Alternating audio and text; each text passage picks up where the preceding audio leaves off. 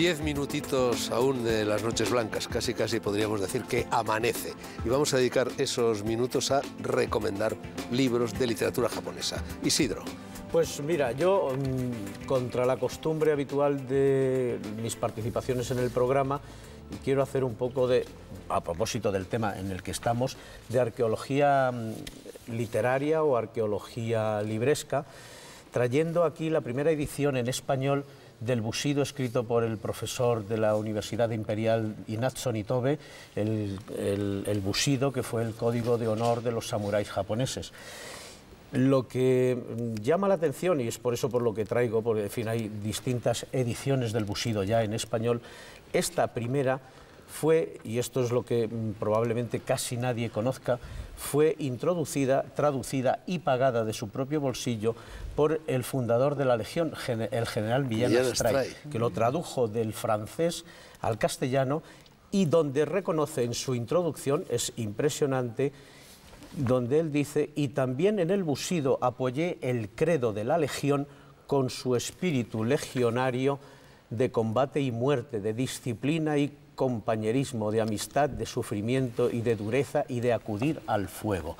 Es decir, esta idea que ha salido en el programa de que nuestra profesión, decían los samuráis, es la muerte, pues esto le cautivó tanto a Villena Astray que le llega no solo a dedicar buena parte de su fondo económico a editar esta obra, que la pagó íntegramente, la tradujo, sino que la inspiró para crear la Legión, que esto en España pues muy poca gente... Bueno, gritaban viva la muerte. Viva la muerte. También los milicianos que estaban en Madrid gritaban: soy novio de la muerte, decían los legionarios, ¿no? Así que por eso es curioso, ¿no? He traído esta curiosidad. Enseña el grabado. Carmen, tú también traes un par de libros, creo, ¿no? Uno no es japonés. Sí. Empieza hablando Hablaremos del japonés. No he encontrado una edición española de Tsushima Yuko. ¿Pero la hay? No la he encontrado. No creo, ¿eh? No he encontrado ninguna traducción española. Es hija de Osamu Dazai. Osamu Dazai. Sí. Es curioso porque... el japonés que yo leí. Casi me fui a Japón por él. Es el que ya no humano y solo recomendar yo. Es curioso porque no con su hija. Se suicidó. Atado por las muñecas a con su amante. A la séptima vez. Lo intentó 7 veces, ¿no? Tirándose al día 4. Yo creo que eran 7. Exageraba un poco. Ya son bastantes. Sí, no es tan mal. Sí. Este libro es un poco autobiográfico. Y ella tuvo una vida terrible. Su padre se suicidó, tenía un hermano de 12 años que era mongólico y murió a los 12 años, y su propio hijo a los 8 años murió.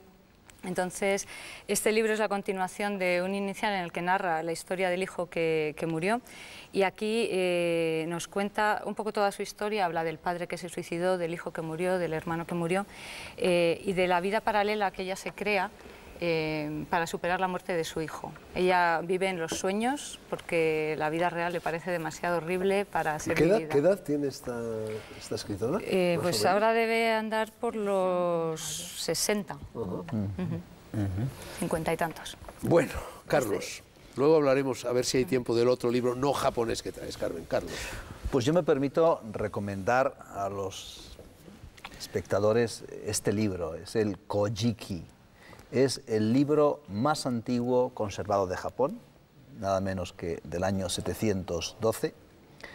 Es una colección de mitos, de leyendas, de canciones, también de genealogías, que hay que pasarse porque son áridas, pero los mitos son fascinantes, deslumbrantes. Está escrito con ese primitivo encanto de una literatura que había sido ágrafa, y había sido oral y ahora ya es escrita por primera vez, y que además da claves para apreciar mejor los grandes temas de la literatura japonesa posterior. Hemos hablado, por ejemplo, hoy aquí de Yamato Takeru, de la fascinación japonesa por el héroe caído en desgracia. Aquí está. También aquí está incluso la razón de por qué aparece el cuervo en la obra de Murakami, por ejemplo, los mitos de los cuervos. O sea, grandes mitos todavía presentes en escritores como Kensaburo Oe, por ejemplo, están en el Kojiki todavía. Una lectura realmente gratificante. Profesora. Sí, tengo que quitar esto, pero se va a caer. No, bueno, no te preocupes, que ya han aparecido sobradamente. He traído 2 libros. Uno es Vita Sexualis de Ogai Mori, el gran maestro de Mishima. Este libro fue traducido primero al francés y tuvo muchísimo éxito por la UNESCO, y nosotros hemos editado en español y sigue vigente. ¿Pero el título en japonés era también latino? Sí, Vita Sexualis se llama. Sí, era es la lengua autobiográfico, pero en cuanto para al términos. sexo. Sí. Una obra que fue prohibida inmediatamente después de la publicación, pero hoy día es como muy tierno, muy bonito, ¿no? Y después Los amantes suicidas de Amijima, que es de Chikamatsu, el Shakespeare de Japón, del siglo XVIII, pero el guión, un único guión, obra de Chikamatsu que está traducido al español. Escribió una especie de fuente ovejuna también, ¿no? Hay un curioso paralelismo entre Chikamatsu y Lope de Vega. Sí, y además ambos libros, Kayoko, publicados por la editorial Trota. Trota, sí. Que se ha distinguido en la traducción del original japonés, que es un hecho al que no hemos aludido aquí, pero que también había que matizar. Exacto. Que los lectores, por favor, busquen obras traducidas del japonés, porque ya hay excelentes traductores que lo hacen muy bien. Como tú. Y no desde el inglés, ni del francés. Y otros muchos. ¿Cuántos kanjis conoces tú, Carlos? Muy pocos comparados con los que tenía que saber, que se me olvidan. Pero tengo excelentes colaboradoras que me hacen el trabajo fuera. Rumi Sato, Rumi Tani, con la que traduje el Kojiki, Aki Koimoto también. Sí. Señor Ontoria. Pues yo, parece ser que estamos bien sintonizados, y los textos, los libros que recomiendo, que vengo a recomendar, son precisamente de Osamu Dazai, el padre de la autora que Carmen ha recomendado.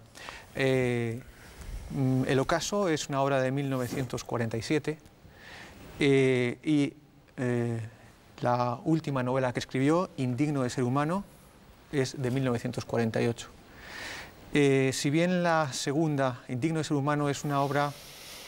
Se tradujo, al menos la primera traducción que fue, no era del japonés, se llamaba Ya no humano. Ya no humano, también Barral, existe esa versión, sí, efectivamente. Barral, ¿no? Eso es. Estas dos están traducidas por Montse Watkins. Del japonés original. Del japonés directamente. Si bien la última es una obra de corte nihilista, donde el personaje Yo-chan es, puesto que hemos hablado del romanticismo de Mishima, un romántico, pero que no llega a tomar como decisión el acto del suicidio, de la muerte, simplemente es una persona que se encuentra sometida a la presión de la opinión que los otros tienen sobre él, y intenta mantener una máscara a lo largo de toda su vida, y simplemente al final desaparece, no sabemos qué es de él, si muere o no. Está hábilmente construida a partir de 3 fotografías que se toman en distintos momentos de su vida, y ahí, narrada en tercera persona, tenemos una reconstrucción de esta vida en 3 capítulos correspondientes a las tres fotografías. Esta otra novela de Osamu Dazai, El ocaso, del 47, es en cambio yo lo leí con el título, pero era en italiano El sol se apaga. El sol es ispegne, bueno, más o menos lo mismo, claro. Cierto, pues también traducción de Montse Watkins. Es una obra muy interesante también por su construcción. Está escrita en primera persona, el personaje es una chica, Katsuko, un personaje femenino, que en contra de las circunstancias encuentra una salida para un futuro posible. Ella hacía yo una comparación un día hablando con el profesor Carlos Rubio, es como la flor del loto que consigue surgir del lodo. Ella vive una vida desgraciada, circunstancias desgraciadas. Su madre muere el mismo año que el emperador Meiji, en 1912. Su hermano Naoji se suicida, y ella, en un ambiente verdaderamente que podría llevarle al nihilismo, a la desgracia y a una vida simplemente atroz, encuentra en el amor y en la sinceridad valores que hasta ese momento se habían perdido. Ahora se puede visitar la casa de Dazai Osamu, cerca de Aomori. Estuve hace poco allí. Tienes un minuto, Carmen, para hablarnos de ese libro no japonés que has traído. ¿Cuál es? Bueno, es un libro que me gusta, que recomiendo y que no tiene nada que ver con este programa, que es La historia de Miguel Ángel. Es un libro para mí muy querido, es su historia, cómo consiguió renacer su genio, cómo consiguió imponer su opinión en contra de la de su familia, que pensaba que no iba a ser muy afortunado con el tema artístico. Nos cuenta toda la vida religiosa, política del Renacimiento Bueno, ya que italiano. mencionas un gaijin, yo voy para terminar a mencionar también a una gaijin, que es esta novelista belga que a mí me gusta muchísimo, Amélie Nothomb, que ha vivido mucho tiempo en Japón, que tiene varias novelas dedicadas a Japón y que sin embargo en Japón no la conoce nadie. Y no sé ni siquiera si ha sido traducida. Entonces mi pregunta, sobre todo a ti, Kayoko, es ¿por qué? ¿La ven como, no sé, como una intrusa torpe y maleducada que entra en las casas sin quitarse los zapatos o qué? Yo no entiendo por qué nadie la conoce en Japón. No lo comprendo, no lo sé. A mí me ha divertido mucho los temblores de eso, sí. Estupor y temblores. Estupor y temblores, sí. Ni de Eva ni de Adán. Un libro muy divertido. Sí, sí, sí. Esa es la última que ha publicado en español, la de Ni de Eva ni de Adán. Sí. Pues es Hay bastante una subida al antigua. Monte Fuji extraordinaria. Sí.